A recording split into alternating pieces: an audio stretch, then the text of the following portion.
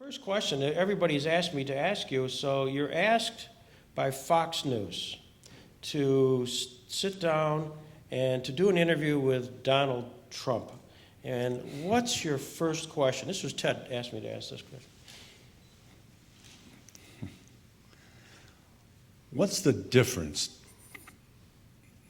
Donald, between ISIS and ISIL?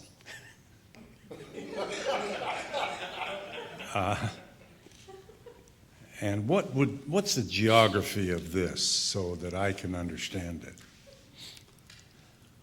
We're not getting much detail from the Donald. I had him on my program a long time ago. And I remember from his memoir, it must have been, I don't think it was The Art of the Deal, I think it was before that book. His father built affordable housing units in Cincinnati, multiple dwellings, large buildings. And you know, it's getting tough for me to remember where I parked my car, so I'm having trouble remembering exactly. But I do recall his father used to go around the work site at the end of every day and pick up scraps of wood as a demonstration, I guess, to his young son Donald of the importance of being frugal and maximizing your product for maximum efficiency and profit. And he was very proud to acknowledge that that is where he picked up his inside knowledge of business and making the customer happy and being efficient. You were in the business, of shock journalism. That's a term somebody else used, you didn't. And kind of raising the consciousness level, the conversation level. Is Trump in a bizarre way, this is not a Trump interview, but is Trump in a kind of a bizarre way using that sort of concept today just for issue orientation? I don't know if he's that calculated. I think this is his natural. If he's criticized, he responds like a killer. I mean, he really pummels anyone who would dare to suggest he's not perfect. I think he benefits also from the grayness of the presidential campaign in many ways. I mean, except for Carly Fiorina, he's like the woman who jumps out of a cake and is surrounded by a bunch of men in gray suits. He benefits from the duration of this campaign, which is making people's eyes glaze over. The speeches are pretty routine. I mean, I'm afraid that boredom is the number one feature of this. There's only so much of this you can take. I mean, everybody who's running was born in a log cabin that they built themselves. And, after a while, you start getting a little droopy. And he benefits from his language, his appearance.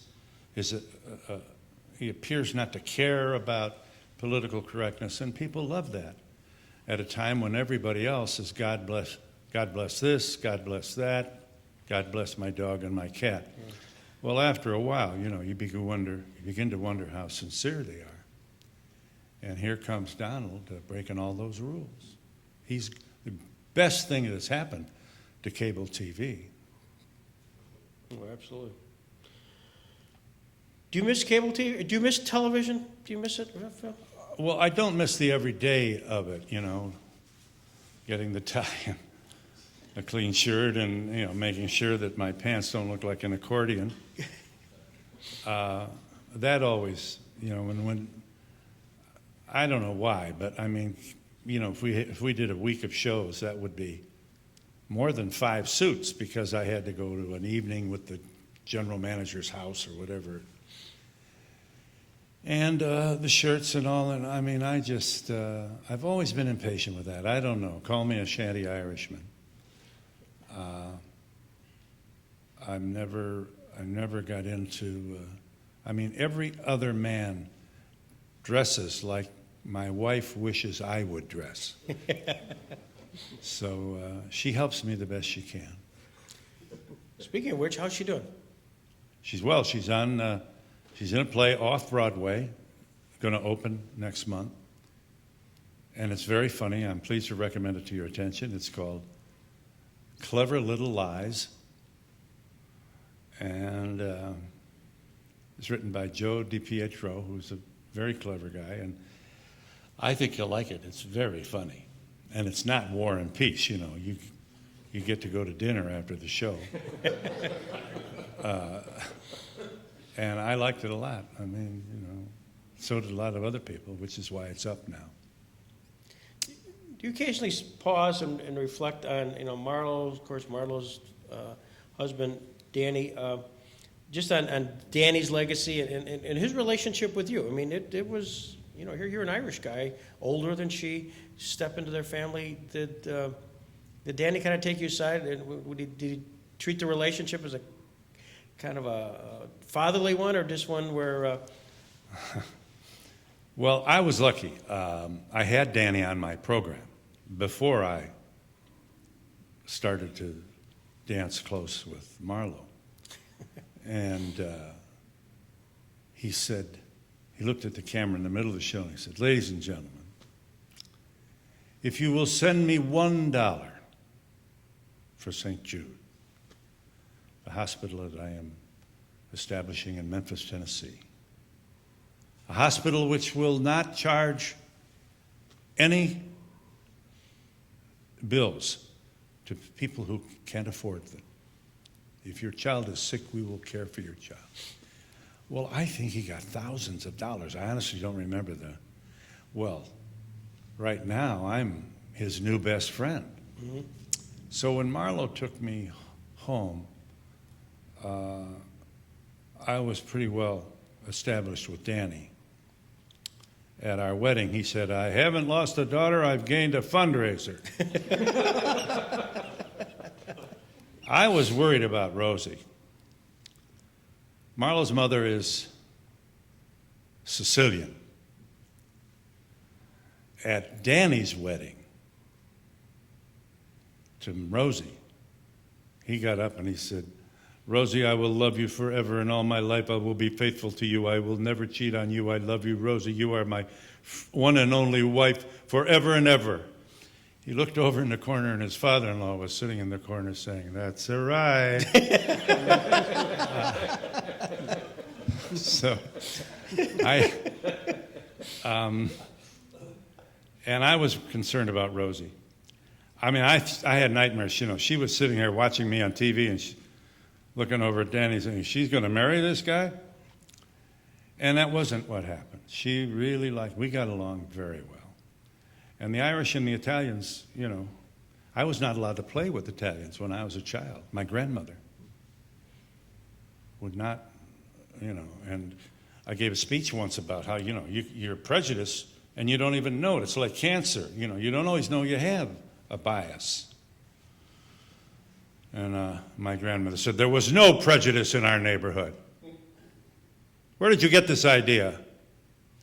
I said, "Grandma, who were the guineas?" She said, "The Italians."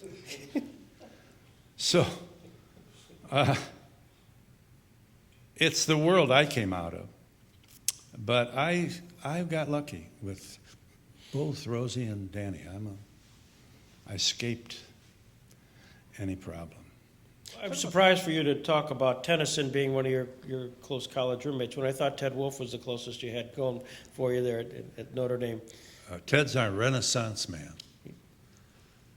Ted Wolfe had Picasso's 3 musicians on the wall of his room in his freshman dorm. in 1953. And we laughed at him. That's how much culture we had. What the hell is this? We didn't. And now he's one of the world's leading amateur astronomers, along with the Coles, who are all residents here in the Chautauqua neighborhood. And they both taught me a lot,